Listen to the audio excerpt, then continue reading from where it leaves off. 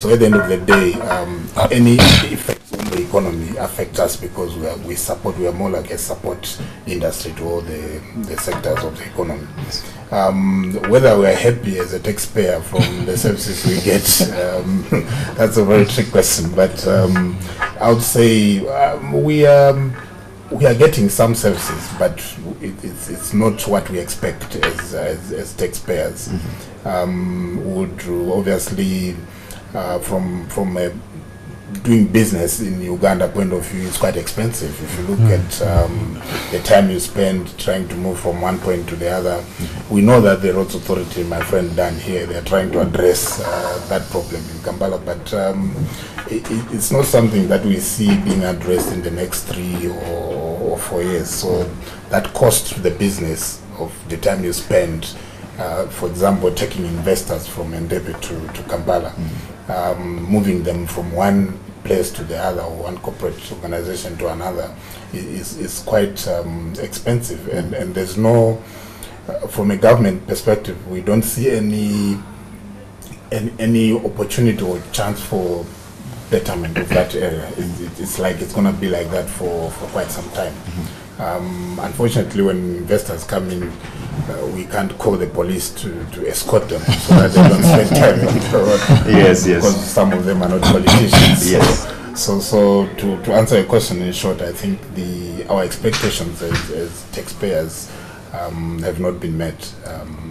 Thank you. Very good. Well, and I think that comes, you're throwing the ball back to Dan, Coach, which I think leads me to one of the aspects and one of the reasons that was given for, extending that much money to the infrastructure. Yes, because the argument was to actually position Uganda as a regional hub, and connection center, if you like, for the hinterland of greater Eastern Africa, that is Eastern DR Congo, South Sudan, Rwanda, and the like. And of course, if Newton here, comes in, with that argument that, one of the biggest challenges is actually traffic jam, and I think it's something we talked about before coming on air.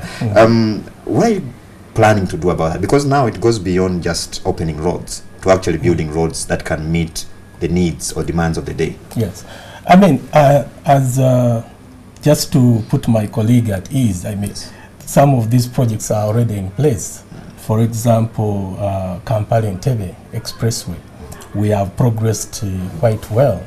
As I speak now, we've done over almost 30% of the works on the new expressway. And this financial government has spent about 100 billion to compensate people who are being affected by that highway. Government is doing well to build new roads and rehabilitating the existing roads. But the challenge we have now is what Newton talked about, is to increase the capacity of those roads. The Kampala-Entebbe Expressway, which is under construction, government is also looking at expanding the airport under similar arrangements.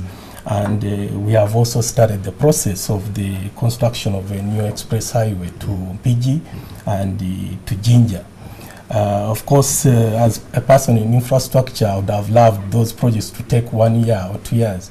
But you must understand that on average, a 70-kilometer road construction takes about 30 months. So some of these projects are going to be budgeted for. People keep asking me, how come the president keeps reading the same roads? You have to read the same road for at least 2-3 financial years before we complete it, because government is committed to other areas.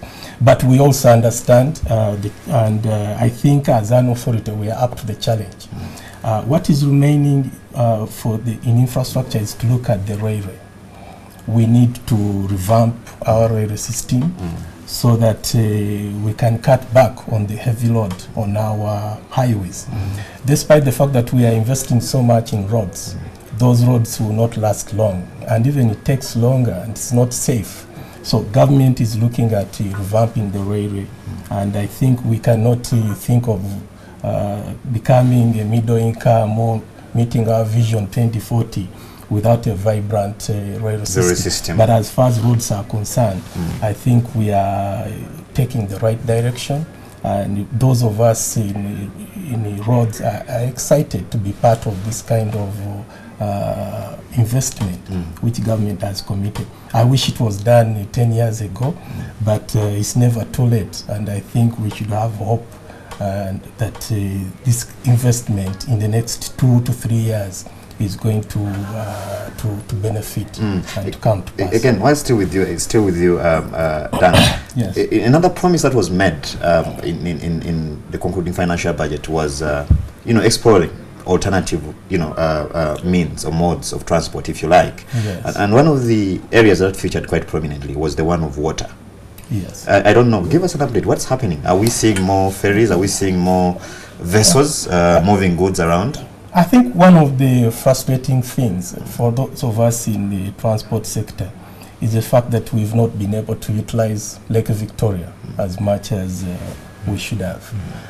We need more vessels on that lake, and that mainly comes in hand in hand with the revival of our railway system, because those vessels used to work under Uganda railways, and I think government is working on that. But first and foremost is to revamp the railway system.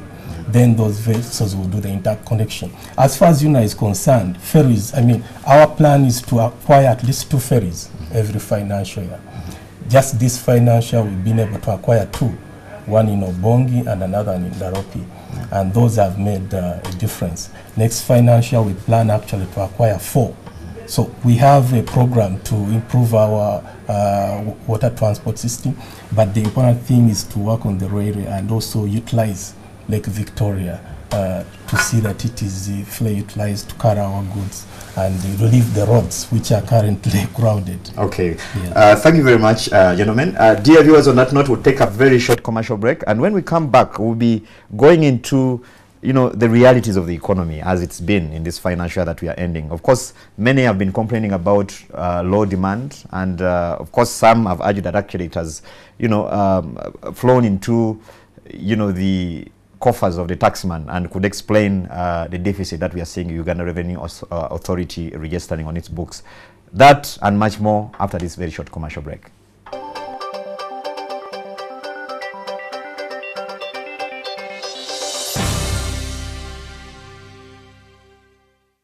You can bring everybody in parliament as long as they can wake up and vote for the NRM. As long as the voters exercise their rights to elect their leaders, there was no need for term limits in Uganda.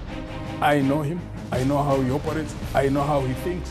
There are ways you can go around these obstacles. Why should I conduct myself as if I am Muyai? It's absolutely true. I admired the President Museveni. Is the ICC a fiscal code targeting African leaders? You cannot tell me that the whole trouble Kenya had revolved about only 2 individuals. The money is not in the budget of this financial year. You can't beat God. You see, God is polygamous also. Look at Jeremiah chapter 31. The security of this country will largely depend on the contribution that the people make.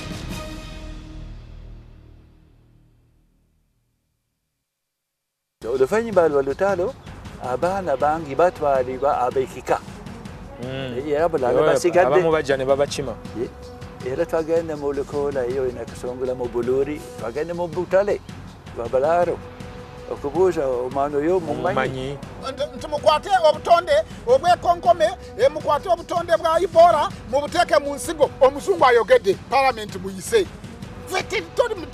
bosi basajja omulembe guno gutuusemu n'abantu n'entondo kati waliwo n'emyaka egy'entondo waliwo yakiŋŋamba bamugamba muŋŋambe bulungi kati munkwate empola dokita buli akwata bayibuli eno ajja kusomera bintu nga ye bw'alowooza. For example, waliwo controversy yaliwo tobeera mu ssuuti ate n'oteeka mu gganduula olina kubeerako kimu kubanga okusomesezza tumaze emyaka 2 tusomesa bannayuganda eddembe lyammwe mulimanyi oluusi n'obusobozi obulina nakulabira abaganda baagala kabaka